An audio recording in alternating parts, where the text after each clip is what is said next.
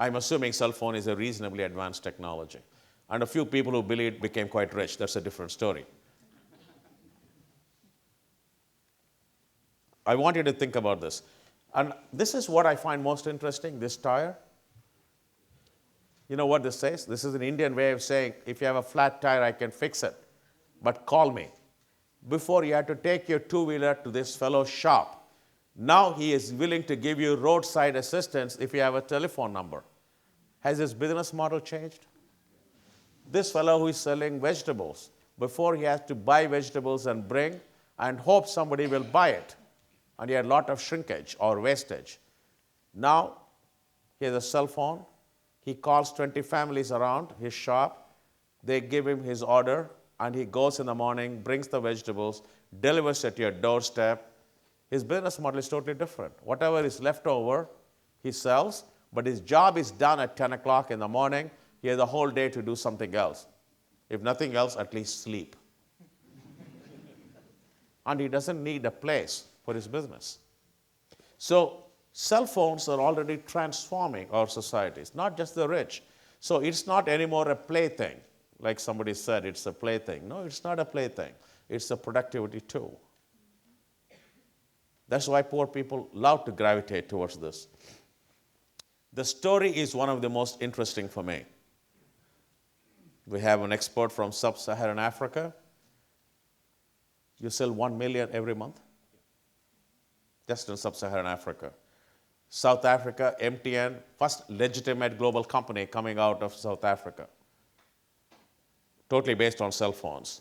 China, India. India last month put 10 million new subscribers. Thailand, Philippines, on and on. 3 billion already connected, 4 billion in the next 5 years. Either good news or bad news. But more importantly, the market cap of just 4 firms in India, which did not exist 10 years ago, is now $75 billion. Vodafone paid what, $16 billion for a piece of the 4th rated company in India. And the first company in India is now making a deal for, or at least trying to buy 51% of MTN. I think the estimated price is $19 billion. And that is a lot more than the entire foreign aid from India to all of Africa. One company. So is it real money or not? So if any of you have any doubts that serving 5 billion people we cannot make money, I just ask the question. If we can do it in connectivity, why can't we do it in energy? Why can't we do it in health? Why can't we do it in education? Is it lack of imagination on our part or some lack of opportunity on the marketplace? Is it a reasonable question? That means you have to convert consumers from the unorganized to the efficient and the organized market. It's a market development task. It's not an existing market that you serve well. It's not about efficiency, it's about new market development. And it will require breakthrough innovations. And many of you probably already have seen it, but in which case I'll skip it.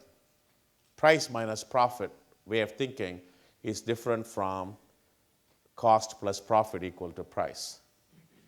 You've seen this picture, most of you, this morning, is it not? That's called $30 cataract surgery, not $3,000. That's called less than 1 cent per minute of cell phone time. That is called Tata Nano, $2,000 car. That is called a $100 computer. The opportunity exists, is tremendous.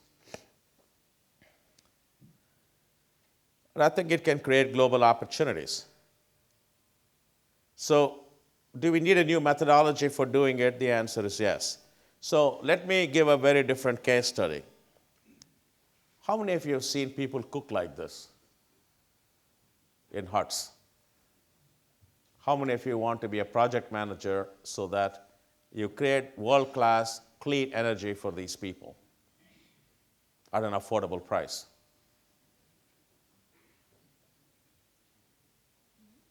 Any takers? No, I mean, only so few. This is what? Maybe. Why not this? Yeah, of course.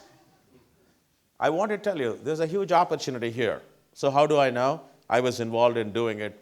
In other words, I have a third life. I do things on the ground rather than just document what others do. That means I need to have an aspirational stove.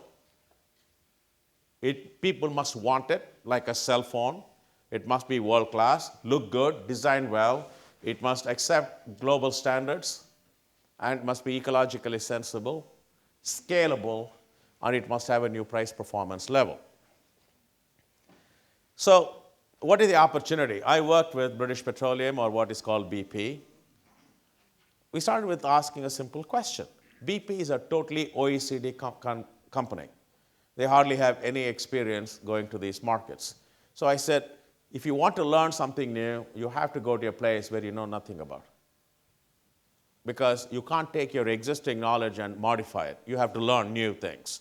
So we said, why not we go to rural poor as a target market in India? They did not know much about India, certainly not the rural consumers. Extreme variety in cooking habits. Anybody would eat an Indian food? Is there some variety there or no? So don't ask people to change their cooking habits. If North Indians want to eat chapatis, give them chapatis or the bread. If South Indians want to eat rice, give them rice. But what do? In Washington, we say solar cooker is good. Have you ever tried to make chapati on a solar cooker? Try. Because people don't understand how people eat. We want to change people's lives, but not accept them as human beings and give them choice.